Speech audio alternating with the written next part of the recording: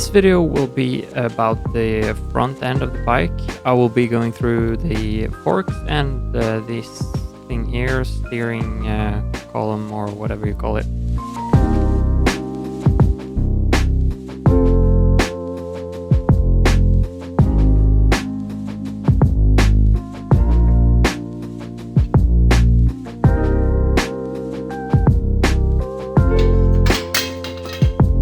Note to self, when you're taking off this bearing, that thing will fall out. After that was all done, I still have to remove these bearing cups from the frame, which turned out to be a little bit more difficult than I would have thought, because there's supposed to be an edge inside here that you can hook onto and hammer it out, but on these cups there were no edge really at all for me to get a grip on. So it was pretty much impossible to hammer it out the normal way. That led me to try a couple of different things. I tried a lot of hammering on it, heating it. Eventually I found a YouTube video, which I will link to in the description, that basically said to just weld something onto them. That way you can hammer them out. Here I'm gonna weld this onto the bearing cup. And because I'm no welder, I got my dad back in. I borrowed some equipment from a friend. Eventually we were able to weld this thing on, and it went out really nicely on one side.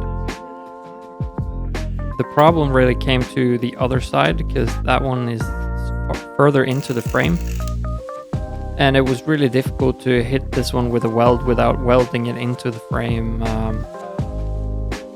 After welding it up, we did some cleanup here, and then hoped for the best as I tried to hammer it out. Unfortunately, the weld just loosened up, and there was no other choice than to really use brute force and cut it out.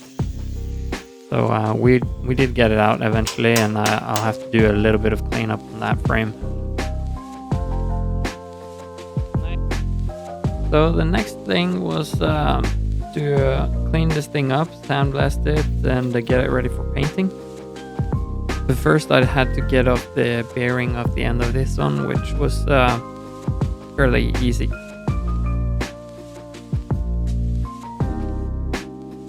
Looking back at this, I really think I should buy myself a vise.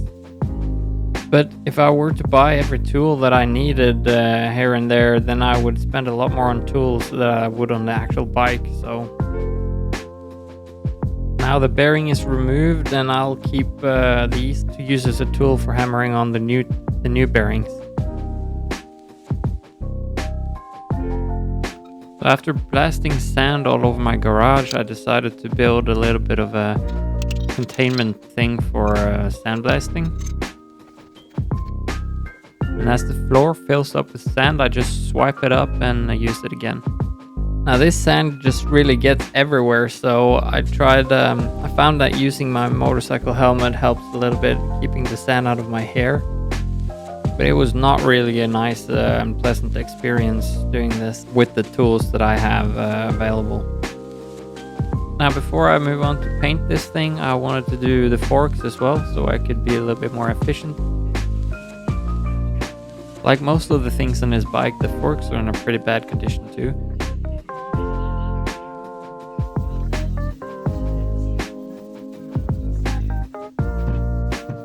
I tried to be gentle with these and not use like a steel wire brush or sandblasting or anything like that, but eventually as I progressed, it was just so much quicker with the steel wire wheel, so I just used that one. And because I'm gonna clear coat these with epoxy, I think that'll be fine.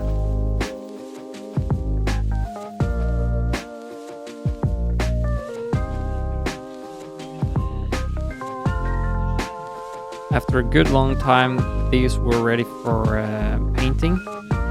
But before that, I want to change the fork oil on these. Changing the fork oil is pretty simple. Just screw out these two screws here, and then pump the shock until, well, like you see here, the oil is just flowing out of the hole when I pump the shock. Now this oil was really black and it smelled terrible as well. So I suspect it's old and ready for replacement. If you're ever gonna do this yourself, I would recommend loosening these while the shocks are still attached to your bike, because and I did that, so that's why these were pretty easy to get up. And also when you're unscrewing these, be mindful because there's a spring here. It has a slight tension on the spring, but not too much.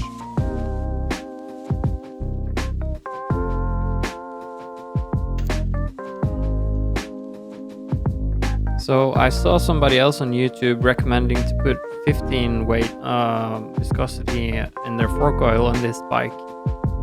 But the only thing, I mean, the manual says 10 weight, so I went for 10, and that was the only thing I could find in my shop anyway. So it's really difficult to narrate these videos when I don't know what things are called in English, but not in Norwegian either for that matter.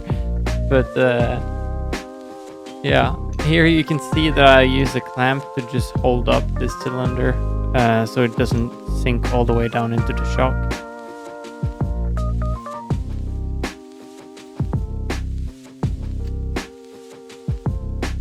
Now finally I'm ready for painting. I'm cleaning him here with acetone, just the final touch before I start spraying. I'm painting this with one layer of base coat and then some black engine paint. And finally, I'm going to coat everything with 2-component epoxy.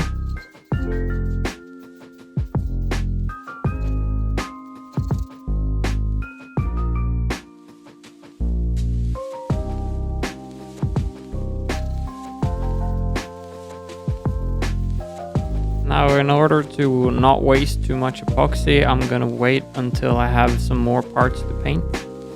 And then I'm gonna do the final coat of epoxy. So yeah, I guess that's about it for this video. And if you made it this far, I thank you, and I hope that I'll see you again in the next one.